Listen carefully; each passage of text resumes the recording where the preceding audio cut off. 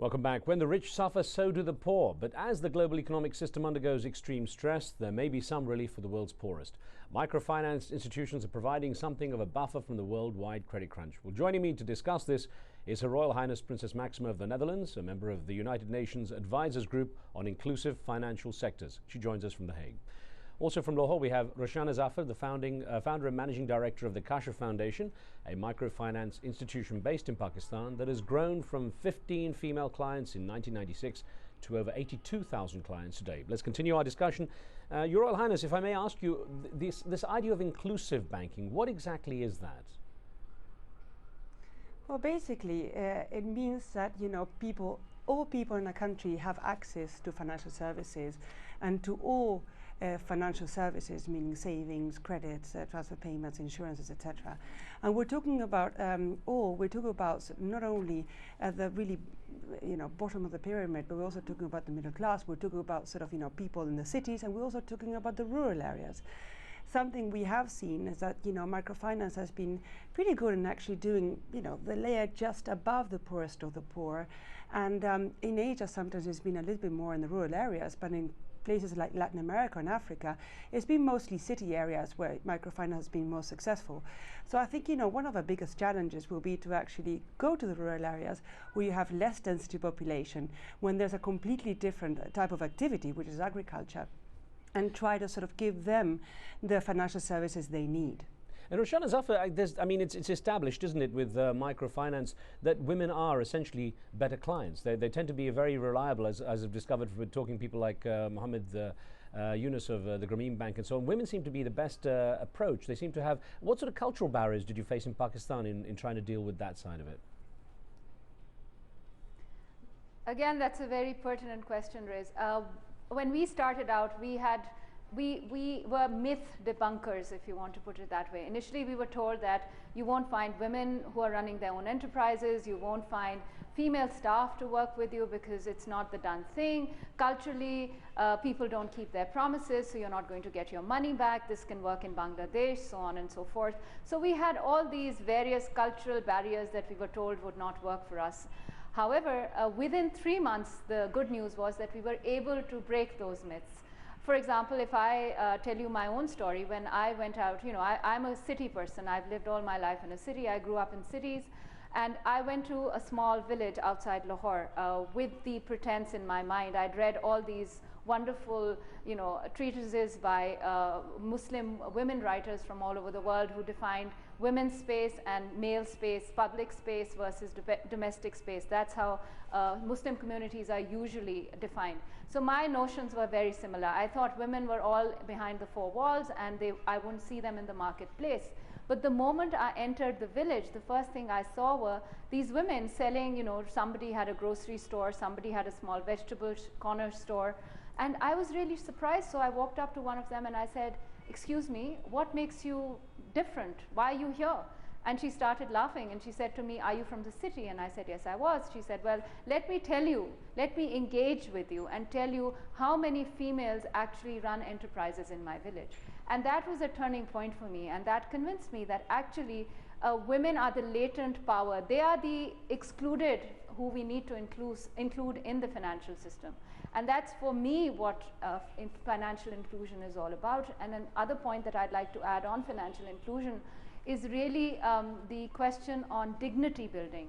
I think what microfinance does best is building dignity, and in today's world that is something that we really need to do more. And actually, Princess Maxima, this is an important thing. This ties into the United Nations goals of empowerment of women and those in need. And I wonder, with the United Nations Advisors Group with whom you've worked, the idea was to take a cross-sector approach to make sure that government sectors, development partners, private sectors all work in a cohesion. How hard has it been to get everyone to coordinate, to take a common approach to this issue? Well, it is hard, but I think people are really very willing to listen and willing to do something about it, and have, in the case of government, some national strategies to how can we include people in the financial sectors and really have an effect in the women and the men and the children of our society. I think, people really sometimes they don't know what the pathway is, but they're very willing to listen, and there's a lot of people that know a lot about this, and that's exactly what we did, is basically advise the UN and its member states on, what are the do's and don'ts in trying to make your country more inclusive to financial sectors. Now, Roshana, let me ask about the impact that the global economic downturn has had on microfinance. What impact have you seen directly on Kashif, on your foundation? Because from what we were saying at the beginning, there seems to be some degree of insulation from the crisis that seems to be affecting the traditional banking sectors. Actually, to a certain extent, our sector is decoupled from the formal financial sector. However, there are 4 elements that I'd like to elucidate here. The first is the impact that food inflation has had on our direct clients. We did a research fairly recently to see what was going on with 36% increase in food inflation in Pakistan over the past 10 months. How is this impacting our clients?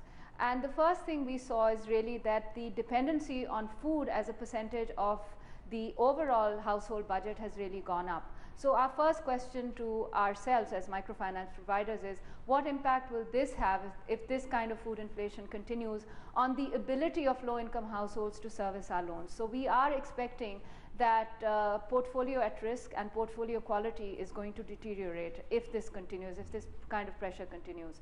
The positive side is that we are also seeing households demanding larger loan sizes. They are looking for more business opportunities to service this rising food inflation. So there is a demand for new loans, and there is a greater demand for microfinance institutions. The third and more longer term impact is really how, all the impacts that I mentioned that microfinance has on the future generation may get, backtracked with this rising inflation. For example, we see 16% in our survey, we saw 16% of our households are removing their children from school. Now, this may be the tip of the iceberg, and we may start seeing more households getting their children out of school, and this again would have a negative impact in the long run. The fourth impact, of course, or issue is related to liquidity. On one side, you see more households coming within the bandwidth of poverty. However, our ability to service or provide new loans is quite curtailed at the moment. We are unable to raise money on the financial markets because there isn't enough liquidity. Combine that with higher cost of funds for us. So in the long run, as Princess Maxima already mentioned, we have to look at locally mobilized, institutions that locally mobilize deposits. For example, we've just launched the Kashf Microfinance Bank in October this year, with the notion that financial inclusion is not just about microcredit, it's about other financial products, which include savings in particular. And one of the key products that we are now going to start providing is a pension savings product, because poor people require money when in their old age, and there is no social security net in developing countries, especially in Pakistan. Let me ask Princess Maxima, as the UN looks at the inclusive financing, is it something that's applicable across the world? Is it something that can work as easily in, say, South Asia, as Roshana has demonstrated, as it could in perhaps Latin America? No, absolutely. I think, it's been in Latin America, it's been very, very successful. Countries like Bolivia or Nicaragua, have a very developed microfinance sector. In Africa, we're talking about countries like Mozambique or Tanzania or Kenya that also have very developed microfinance sector, Morocco, Egypt. Even the results, the impact on the microfinance sector on the lives of these people are also very similar to what Roshane has been talking about. We're talking about in Egypt, the latest figures is people that are clients to microfinance institutions have a 35% increase in their income. They tend to employ more people, therefore, generating employment opportunities to people. They send their children longer to school. They have better houses. They have better sanitation services. So I think you see these things across the board. Of course, there are some little differences because sometimes the legal system is different, because the geographical situation of the country is different, because the type of economic activity that is determinant for the country is different. So I think every country has its own little story, but overall the same principles do apply. A quick thought, Princess Maxima. What would you, from that UN advisor's side, what would you like to see as the next step? What would actually boost the microfinance sector effectively? I think I heard half your question because you went out. Can you repeat that one? Yes, I just wanted to check what you think is the next step to help boost microfinance to that much a higher level. Well, I think, just like Roshane was just saying, I think mobilizing domestic resources will be the key for the sector to keep on growing and to becoming independent from foreign capital influxes that have problems of, not always being very stable, like we've actually seen this financial crisis, actually always have, the currency mismatch that you might actually have. So I think that's one of the things that is very important, and not only because it's macroeconomically very important for the country, but also individuals really have a lot of positive effects from actually having access to saving products. Having said that, also one of the issues that it's also very needed, apart from mobilizing domestic resources, is the fact to keep on growing, but also to keep on growing in areas that have been more difficult to reach, like the rural areas, agricultural areas. In the case, for example, of Africa and Latin America, that's been one of the main issues that has been difficult, because the farther the client it is, the more expensive it is to reach them. So the more we need to use innovative solutions, like teaming up with the phone companies, and like teaming up with the people that actually have the distribution available, the distribution networks available.